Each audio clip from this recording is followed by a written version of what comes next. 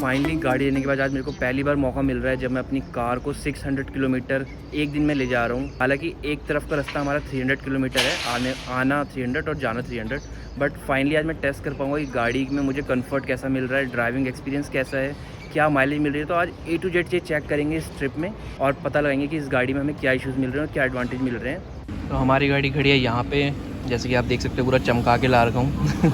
अब hand trip होते होते इसकी हाल क्या हो जाएंगी मुझे नहीं पता। सो गाइज़ मैंने अब कर लिए 100 किलोमीटर पूरे और हम कर रहे हैं अभी ड्राइवर चेंज और अब चलते हैं अपनी ट्रिप को दोबारा कंटिन्यू करने के लिए गाड़ी की ओर।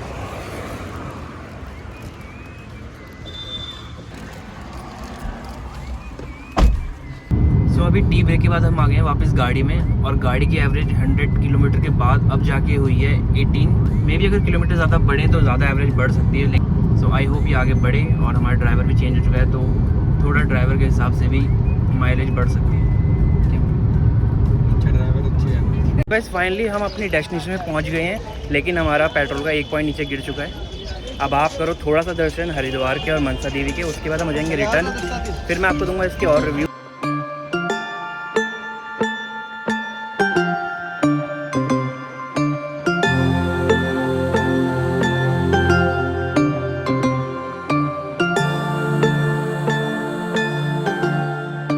अभी हमने हरिद्वार और मनसा देवी घूमा है और अगर हम गाड़ी का रिव्यू कर रहे हैं तो मैं ज़्यादा आपको दिखाऊंगा नहीं, पर मैं आपको कुछ सीन मैंने आपको ऑलरेडी दिखा दिया। आप कमेंट करना आपको कैसे लगे। अब हम जा रहे हैं यहाँ से वापस, थोड़े से एग्जॉस्टेड हैं और अब देखते हैं गाड़ी में हमको कैसा कंफर्ट फील होता है या फिर उसकी सीट हमको ज़्यादा कंफर्टेबल नहीं लगती। और मुझे काफ़ी सारे इश्यूज़ मैंने अभी नोटिस करे हैं गाड़ी में, तो जो मैं आपको एट द एंड वीडियो के बताऊँगा पॉइंट बाय पॉइंट। तो just wait and watch. So guys finally trip से घर आ चुके हैं और मैंने सोचा क्यों ना मैं घर जाके आपको प्रॉपर एक रिव्यू दूं अपनी गाड़ी का, क्योंकि ऑन द वे हम बहुत सारी चीज़ें स्पॉट नहीं कर पाते हैं और घर आने के बाद मुझे एक एक चीज़ें पता चल चुकी हैं इस गाड़ी में, क्या मुझे इसमें इश्यूज़ लगे और क्या मुझे इस गाड़ी में अच्छे लगे। तो अब मैं आपको सब कुछ बताऊंगा पॉइंट बाय पॉइंट। तो गाइस चलो शुरू करते हैं अपने सारे पॉइंट्स यहाँ से। फर्स्ट ऑफ ऑल हम बात कर लेते हैं पहले पॉइंट से, जो कि है इसकी पावर। तो जब हम 600 किलोमीटर में यहाँ से आए और गए हैं तो पावर की मुझे इसमें बिल्कुल कमी नहीं लगी है। हालांकि हमारे पास 5 मेंबर्स थे अच्छे खासे और हमारे पास बूट स्पेस में भी काफ़ी सारा हमने उसमें सामान रखा हुआ था।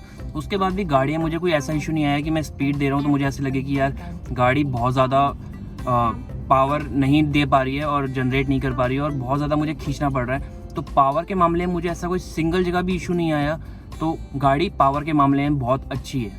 सो अगर मैं बात करूं इसकी सीट कंफर्ट की, तो अगर मैं ड्राइवर और साइड सीट की बात करूं तो दोनों ही सीट काफ़ी कंफर्टेबल है। ऐसा कोई भी इशू मुझे नहीं लगा 600 किलोमीटर में कि बॉडी बहुत ज़्यादा पेन हो रही है या फिर हमारी बैक ज़्यादा पेन हो रही है।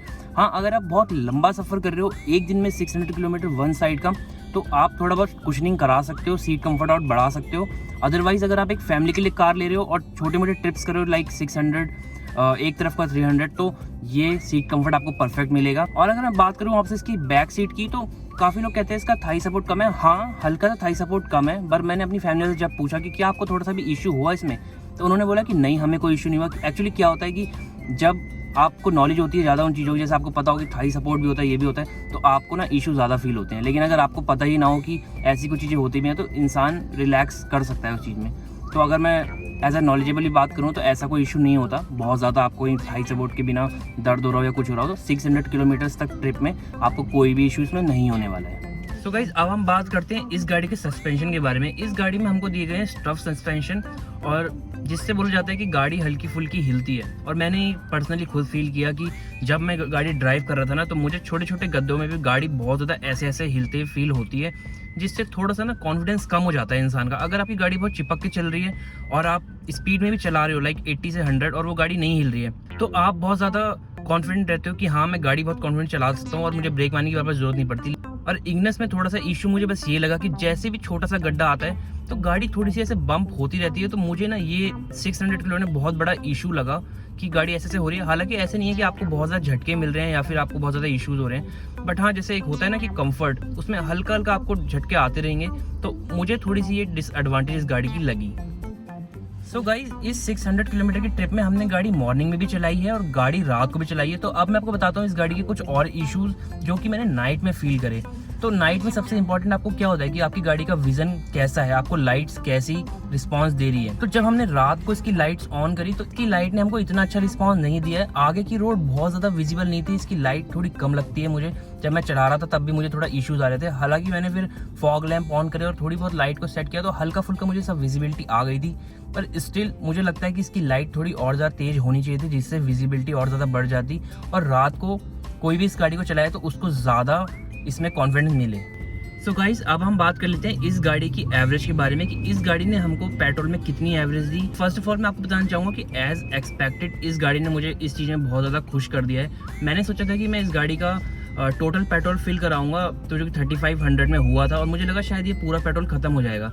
लेकिन जब हम हरिद्वार से आ गए हैं, जो कि 600 किलोमीटर ऑलमोस्ट मेरे घर से है, और अगर मैं आपको एक मिनिमम अमाउंट बताऊं कि गाड़ी ने कितनी एवरेज दी है तो मुझे लगता है कि गाड़ी ने एटलीस्ट 20-21 की एवरेज दी है। सो गाइज, अगर मैं बात करूं आपसे इसके स्टीयरिंग रिस्पॉन्स की, एसी की और सब कुछ छोटी मोटी चीज़ों की, तो इसके अलावा मुझे कोई भी इशू नहीं आया है। स्टीयरिंग रिस्पॉन्स इसका बहुत अच्छा था, स्पीड में भी। एसी ने भी हमको कोई इशू नहीं दिया, एसी ने भी हमको बहुत अच्छे से कूलिंग करी है। गियर शिफ्टिंग इसकी बहुत अच्छी है। आप जानती हो कि नेक्सा की हर गाड़ी की गियर शिफ्टिंग कितनी अच्छी होती है, बहुत स्मूथ होती है। बूट स्पेस 260 लीटर का है, जिसमें हमने भर के सामान रखा होता है। ये एक फैमिली के लिए मैंने कार ली थी, तो आप जानते हो कि इंडियन फैमिली में लोग कितने भर भर के सामान ले जाते हैं। ये 260 लीटर का ये बूट स्पेस है, तो इसमें हमारे लिए मोर देन इनफ था। सो गाइस, स्पेशली अभी सेकंड ड्राइवर रिव्यू के लिए मैं आया हूँ नकुल के पास, जैसे मैंने आपको बताया था। और अभी नकुल से पूछते हैं कि उसका 600 किलोमीटर में ड्राइविंग एक्सपीरियंस कैसा रहा, नकुल को क्या क्या इश्यूज लगे, क्योंकि नकुल ने और मैंने पार्शली गाड़ी ड्राइव की थी। तो अभी ये नकुल हमारे साथ में, नकुल से पूछता हूँ नकुल को क्या क्या अच्छा लगा और क्या क्या इसमें बुरा लगा। तो नकुल, क्या हाल है? नहीं तो मैं बहुत ज़्यादा बढ़िया है। तो नकुल, कैसा लगा 600 मतलब ऑलमोस्ट 500 to 600 किलोमीटर ड्राइव करके? देखो, मैं अगर ड्राइविंग की बात करूँ बहुत ज़्यादा स्मूथ है, बहुत ज़्यादा मज़ेदार आता है। मतलब इसका जो इंजन है ना, मुझे मतलब पर्सनली बहुत ज़्यादा पसंद आया है। स्मूथ, एकदम स्मूथ, और गियर शिफ्टिंग भी एकदम स्मूथ है। तो ये चीज़ तो मुझे बहुत अच्छी लगी। और बात करूँ अगर नेगेटिव पॉइंट्स की, तो मुझे कुछ ज़्यादा नहीं लगे। हाँ, बस एक बॉडी रोल है और अभी न्यू कार है तो सस्पेंशन थोड़े स्टिफर साइड है, वो थोड़े टाइम में चलते चलते अपने आप सही हो जाएंगे। और तो बाकी सोफा सो गुड। सो देखा आपने, जैसे ऑलमोस्ट नकुल का मेरा रिव्यू सेम है। हमको थोड़ा बस बॉडी रोल और थोड़ा सस्पेंशन में इशू था और बाकी थोड़े बहुत लाइट में इशू था, जो कि मैं आने वाले वक्त में चेंज करवा दूंगा। तो बस ये कुछ नेगेटिव इसके पॉइंट्स थे। अगर आप प्लान कर रहे हो तो आप इन पॉइंट्स का ध्यान रखना और इस हिसाब से आप गाड़ी और प्लान कर सकते हो।